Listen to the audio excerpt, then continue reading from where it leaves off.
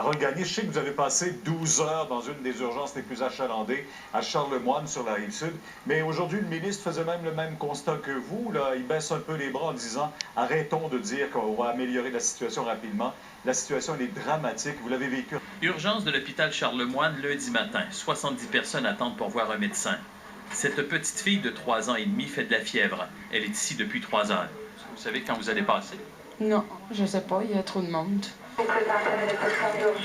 L'attente peut être longue. On a des pointes allées jusqu'à 12-14 heures d'attente.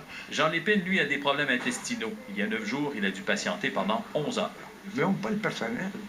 Moi, j'en ai beaucoup de personnel qui travaille pour moi. Mais je blâme le gouvernement. Nous continuons et nous retrouvons Mme Gadebois dans un corridor 1h30 après son arrivée. Ben, j'attends de voir un médecin, de voir quelqu'un. Très bon reportage qui nous montre vraiment cette réalité. Hein. On le voit des heures et des heures dans les corridors aussi. Et une fois qu'on est hospitalisé, après aussi, on peut rester à l'urgence longtemps. Hein. Qu'est-ce qui se passe derrière les portes quand vous entendez? C'est ce qu'on va savoir demain.